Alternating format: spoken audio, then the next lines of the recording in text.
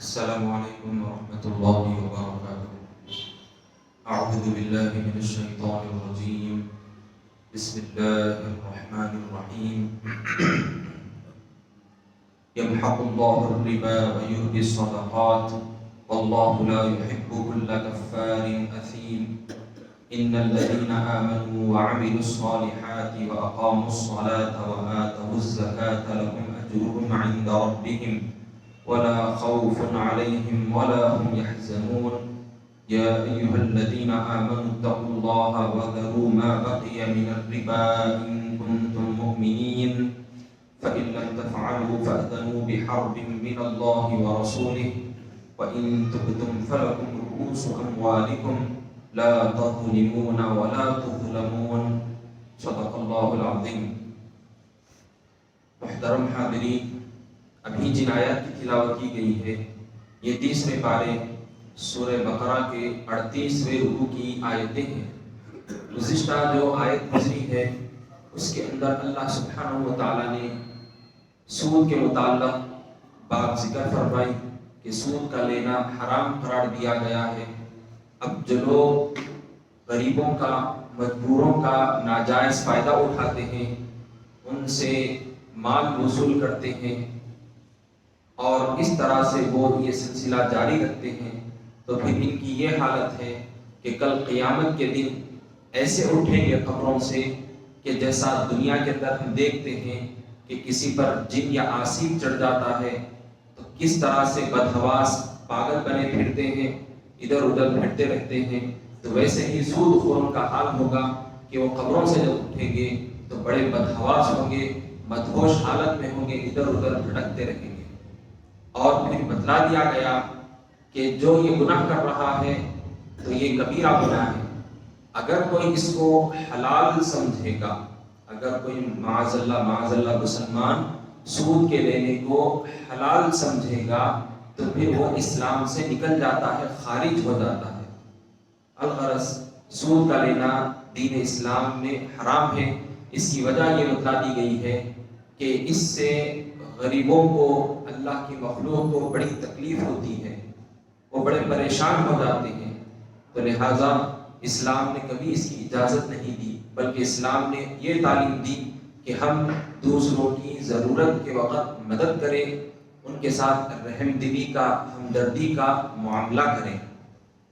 اب اس کے بعد اللہ تعالیٰ مزید سود کے تعلق سے اہم باتیں ذکر فرما رہے ہیں کہ یمحق اللہ الربا ویربی الصدقات واللہ لا يحب كل کفار اثیم، یعنی اللہ سود کو مٹاتا اور خیرات کو بڑھاتا ہے، اور اللہ ناشکروں اور گنہگاروں کو دوست نہیں رکھتا۔ دین اسلام نے جیسا کہ پچھلے 2 رکوعات میں مسلسل غریبوں کی مدد کرنے، ضرورت مندوں کی مدد کرنے کی، یعنی صدقہ خیرات کی ترغیب دی گئی، تعلیم دی گئی، اور پھر صدقہ کرنے پر، لوگوں کی مدد کرنے پر، اللہ کی راہ میں خیرات پیسے خرچ کرنے پر کتنا ثواب ملے گا اس کو بیان فرمایا، تاکہ جن کو اللہ نے مال و دولت سے نوازا ہے وہ بندے مال اپنے پاس ہی روک کر نہ رکھیں، بلکہ اللہ کی مخلوق میں، ضرورت مندوں میں اس کو خرچ کرتے رہیں، صدقہ خیرات جاری رکھیں۔ تو اللہ تعالیٰ ایک نیکی کے بدلے 1 روپیے بھی اگر اس نے خیرات کیا ہے تو اللہ تعالیٰ اس سے کہیں بڑھ کر اس کو اجر و ثواب عنایت فرماتے ہیں۔ اب جو لوگ بخالت کرتے ہیں، صدقہ خیرات نہیں کرتے، تو پھر یہ بخیلوں کا حال بہت ہی برا ہوگا، اور یہ دنیا اور آخرت میں ذلیل اور رسوا ہونے والے لوگ ہیں۔ تو اسلام نے صدقے کی، ضرورت مندوں کی مدد کرنے کی تعلیم دی ہے، اور سود کا خاتمہ فرمایا ہے، کیونکہ جب صدقہ خیرات جب کریں گے، ضرورت مندوں کی اگر ہم مدد کرتے رہیں گے تو یہ نوبت نہیں آئے گی۔ اگر ہم صدقہ خیرات کرنا چھوڑ دیے تو اب جو انسان مجبور ہے تو اب کیا کرے، لہٰذا اس کو یہی راستہ دکھائی دیتا ہے اور اس طرح سے وہ آگے بڑھتا ہے اور یہ غلط کام کر بیٹھتا ہے۔ تو لہٰذا بتلا دیا گیا کہ سود کو حرام قرار دیا گیا ہے اور خیرات کرنے کی تعلیم دی گئی ہے۔ اور پچھلی آیت میں یہ بھی بتلا دیا گیا تھا کہ جب لوگوں کو یہ بات بتلائی گئی کہ سود حرام قرار دیا گیا ہے، یعنی جو آپ پیسہ دے رہے ہو اس پر زیادہ رقم جب وصول کرتے ہو تو یہ زیادہ رقم کا وصول کرنا ہر صورت میں چاہے کم ہو یا زیادہ ہو، اصل کے بعد جو ایکسٹرا معاوضہ لیا جاتا ہے، انٹرسٹ لیا جاتا ہے، وہ حرام میں ہی آتا ہے، کم ہو یا زیادہ ہو۔ تو اب ان بیوقوفوں نے یہ بات کہی کہ یہ تو تجارت کے جیسا ہی عمل ہے، یعنی خرید و فروخت جو کی جاتی ہے، پیسے دے کر کوئی چیز حاصل کی جاتی ہے، یہ تو ایسا ہی معاملہ ہے۔ تو ان بدبختوں نے یہ بات کہی تھی، تو اللہ تعالیٰ نے ان کا بھی رد فرما دیا اور بتلا دیا کہ خرید و فروخت یعنی کوئی پیسے دے کر کوئی چیز خریدتا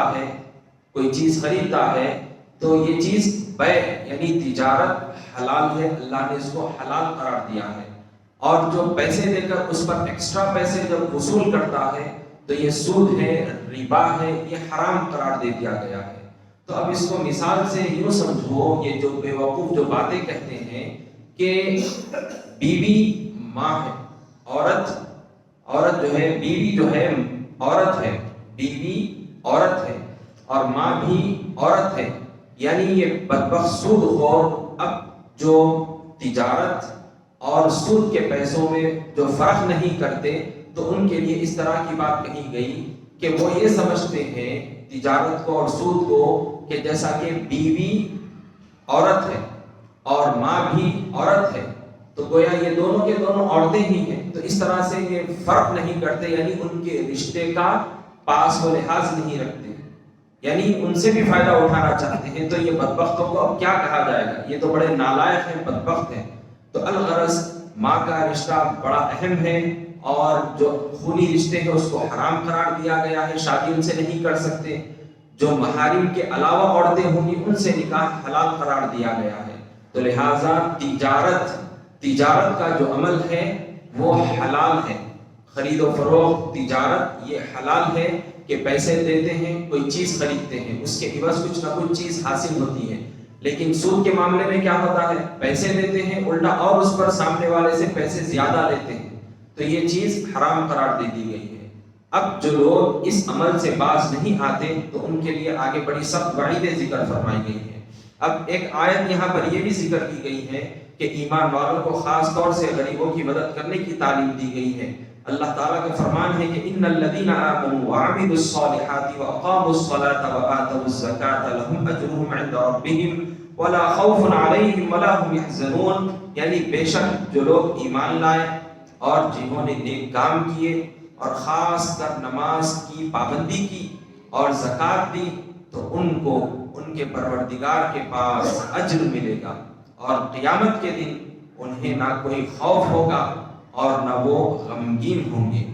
اب مزید آگے اللہ کا فرمان سنیے، جو سود سے باز نہیں آتے تو اب ان کے لیے بڑی سخت وعیدیں ہیں، ان کو ڈرایا جا رہا ہے۔ یا ایھا الذین آمنوا اتقوا اللہ وذروا ما بقی من الربا ان کنتم مؤمنین فإن لم تفعلوا فأذنوا بحرب من اللہ ورسولہ وإن تبتم فلکم رؤوس اموالکم لا تظلمون ولا تظلمون، یعنی اے ایمان والو اللہ سے ڈرو، اور اگر ایمان رکھتے ہو تو جتنا سود باقی رہ گیا ہے اس کو چھوڑ دو، پھر اگر ایسا نہ کرو تو اللہ اور اس کے رسول سے جنگ کرنے کے لیے تیار ہو جاؤ، اور اگر توبہ کر لو اور سود چھوڑ دو تو تم کو اصل مال لینے کا حق ہے، نہ تم کسی کا نقصان کرو اور نہ کوئی تمہارا نقصان کرے۔ سود کے متعلق اسلام میں جو احکامات نازل ہوئے وہ مدینہ منورہ کے اندر نازل ہوئے، لیکن جو صحابہ جو لوگ اسلام لے آتے تو انہوں نے اس عمل کو پہلے ہی چھوڑ رکھا تھا۔ البتہ بعض لوگ جو ابھی احکامات ان کو برابر نہیں معلوم تھے، وہ سلسلہ جاری تھا۔ اب جو سود کو حرام قرار دیا گیا ہے، مدینہ طیبہ میں آخری مراحل میں اس کو نازل فرمایا گیا، اور حضور صلی اللہ علیہ وسلم نے جب حجۃ الوداع کا خطبہ ارشاد فرمایا تو اس میں عام طور پر یہ اعلان فرما دیا کہ اب سود کا لینا اور یہ کاروبار کرنا، یہ عمل کرنا، سودی معاملہ، یہ اب اس کو حرام قرار دے دیا گیا ہے۔ اور پھر حضور صلی اللہ علیہ وسلم نے بطور خاص اپنے اہل و عیال اور اپنے رشتہ داروں کے متعلق یہ بات ارشاد فرمائی کہ میرے چاچا عباس کے اگر کسی کے پاس پیسے ہیں تو جو معاملہ جو چلا آ رہا تھا جو جاہلیت کے دور میں، اب میں اپنے چچا کی جانب سے اس چیز کو معاف کرتا ہوں۔ تو الغرض یہ سود کے متعلق آیتیں حجۃ الوداع کے موقع پر بتلائی گئی اور یہ حکم دے دیا گیا اور سود سے منع کر دیا گیا۔ اب جب یہ باتیں معلوم ہو چکی ہیں کہ اسلام میں سود حرام ہے، تو اب جو پہلے لوگ دے چکے ہیں، جو کچھ بھی چیز انہوں نے طے کی تھی، تو اصل جو پیسے ہیں، مثال کے طور پر کسی کو 1,00,000 روپئے قرض دیے تھے لیکن اب اس پر ایکسٹرا پیسے وصول کر رہے تھے، تو اب وہ ایکسٹرا پیسے نہ لے بلکہ جو اصل پیسے تھے وہ اصل پیسے لینے کی اجازت ہے۔ معلومات نہیں تھے، جو ہو گیا سو ہو گیا، لیکن اللہ کی بارگاہ میں توبہ کر لینا ہے، اللہ کی بارگاہ میں معافی مانگ لینا ہے۔ اب اگر کوئی یہ کام نہیں کرتا، توبہ نہیں کرتا، بلکہ سود کا کاروبار کر رہا ہے، سودی معاملت داری کر رہا ہے، تو اللہ تعالیٰ فرما رہے ہیں کہ گویا وہ اللہ اور اس کے رسول سے جنگ کرنے کے لیے تیار ہو جائے۔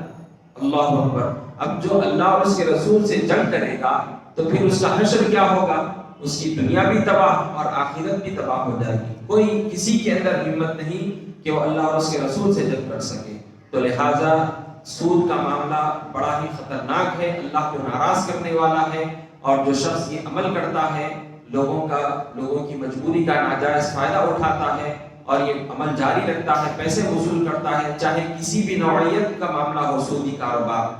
چاہے وہ کوئی بھی عمل ہو، سود کے تعلق سے ربا کی کیٹیگری میں جو آتا ہے، تو پھر ایسے لوگ حرام کاری کرنے والے ہیں، سود خوری جو کر رہے ہیں، یہ گناہ کبیرہ ہے۔ اور پھر احادیث شریفہ جیسا کہ ہم گزشتہ بھی بتلا چکے ہیں کہ جو جسم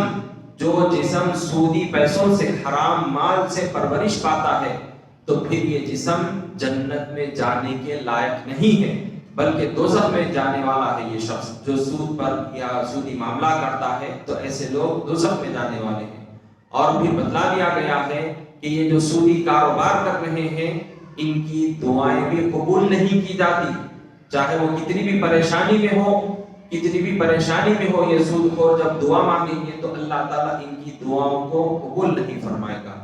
وصلی اللہ تعالی وسلم علی خیر خلقہ سیدنا محمد وعلی آلہ وصحبہ اجمعین، الحمد للہ رب العالمین۔